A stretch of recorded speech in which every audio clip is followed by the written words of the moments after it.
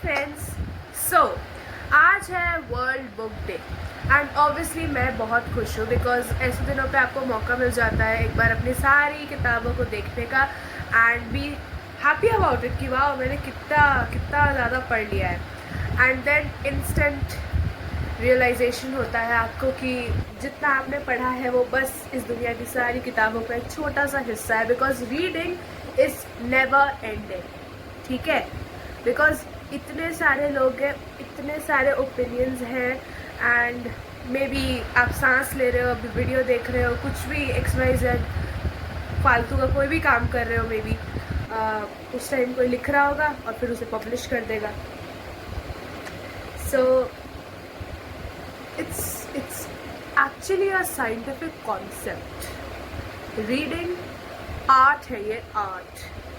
So talking about World Book Day, this was an initiative by UNESCO, probably क्या 1995 में लिया गया था ये, to acknowledge this art, this skill of reading.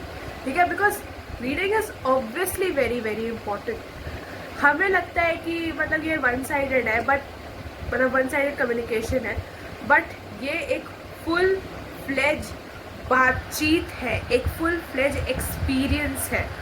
And the most unique thing about reading is कि for example मैंने कोई book पढ़ी एंड किसी और इंडिविजुअल ने कोई बुक पढ़ी, सेम बुक, ठीक है,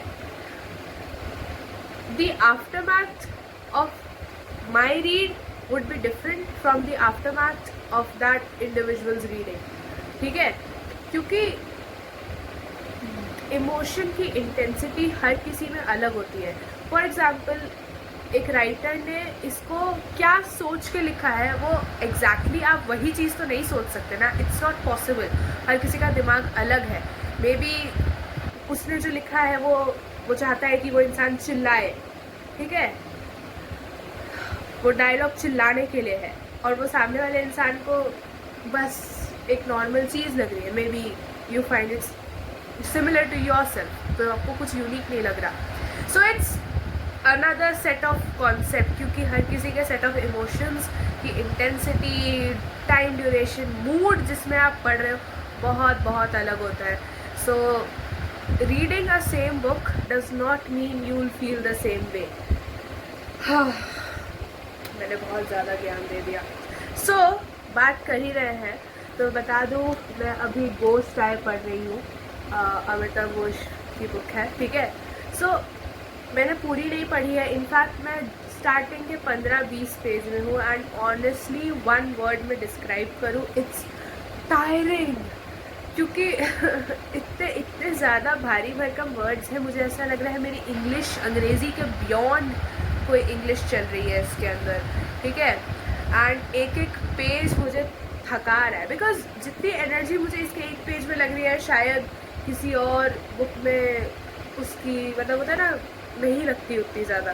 जैसे फॉर एग्जांपल इस बुक को, ठीक है, और इस बुक को कंपेयर करें तो आधी बुक पढ़ने में मुझे जितनी एनर्जी लगती है वो मुझे इसके एक पेज में लग रही है, ठीक है। तो मुझे ऐसा लग रहा है मेरी छुट्टी हो गई है समर वेकेशन के लिए, मुझे इसको ख़त्म करने में पूरा समर वेकेशन लगेगी, ठीक है। एंड मुझे अब कोई और बुक चाहिए भी नहीं, मुझे ऐसा लग रहा है, क्योंकि मुझे इसे ख़त्म करने में बहुत टाइम लगेगा। मेरे दिमाग का मुझे ऐसा लग रहा है एक एक नर्व जो है ना, एक एक नस 10 बार वाइब्रेट होती है एक पेज पढ़ने में। So it's tiring. इसका कॉन्सेप्ट जो है बहुत ज़्यादा डीप है, क्योंकि आई थिंक अमिताभ घोष का ये राइटिंग का तरीका ही है, किसी सिंपल चीज़ को वो इतने अलग अलग एस्पेक्ट से दिखा देते हैं ना, it's brilliant and tiring at the same time. So अगर मैंने ये बुक सक्सेसफुली पूरी पढ़ ली, I would consider it as a milestone, ठीक है। And talking about this book, if anyone wants to start reading, this is not going to be your first book, let me tell you this, ठीक है। अगर आपने एक बार ये book उठा ली, कोई और बुक उठा ही नहीं पाओगे ज़िंदगी में कभी, मतलब रीडिंग से विश्वास ही उड़ जाएगा, ठीक है। तो इसको उठाने की कोशिश भी मत करना, you have to go for simpler books, ठीक है। जो एटलीस्ट जिसके अंदर आप थोड़ा इंडल्ज हो सको, दिमाग उसमें चल सके थोड़ा सा, ठीक है। जैसे Indian tales, the blue umbrella, animal farm. अब वो तो आपके चॉइस ऑफ जॉनरा पे भी डिपेंड करता है कि आपको कैसी बुक्स पसंद है, fiction, non fiction, it totally depends. But आपको उसके लिए पहले एक्सप्लोर करना पड़ेगा बुक्स को। विदाउट एक्सप्लोरिंग आप बता भी नहीं सकते कि आपको फिक्शन पसंद है या नॉन फिक्शन पसंद है, गेस ही नहीं कर सकते आपको। You have to start reading, है ना। एंड देखो ऐसा नहीं है कि ये कोई मतलब प्रेशर है, ठीक है। Reading is an choice, as is an नहीं, इज अ चॉइस, ठीक है। ऑप्शनल स्किल है, बट पता है it's fun, it's actually fun. You get to see a totally different version of yourself that you don't even know, you don't even realize it's within you, ठीक है। So you can give, you should give reading a try. कोई एक random कोई भी book उठाओ, ठीक है, पढ़ने की कोशिश करो।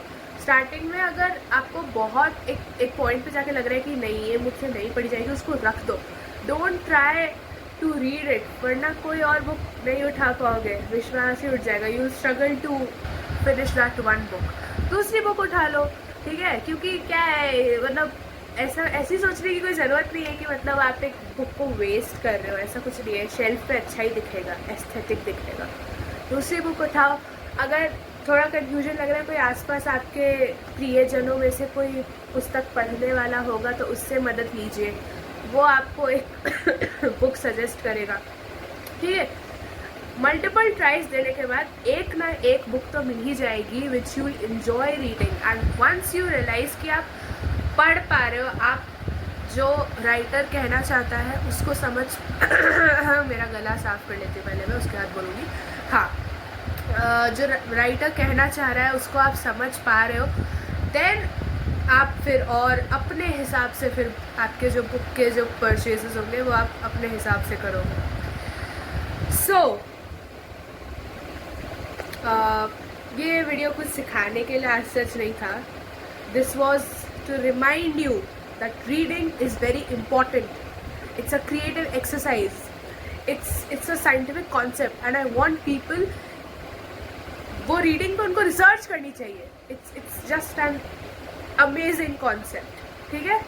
सो to all the people out there, happy world book day, ठीक है। To all the readers as well as non readers, ठीक है। If you are a reader, congratulations. If you are a non reader, I congratulate you because I forced you to pick up a book and read. So hope you learned something new today. Bye bye. You have to read. Keep reading. Bye.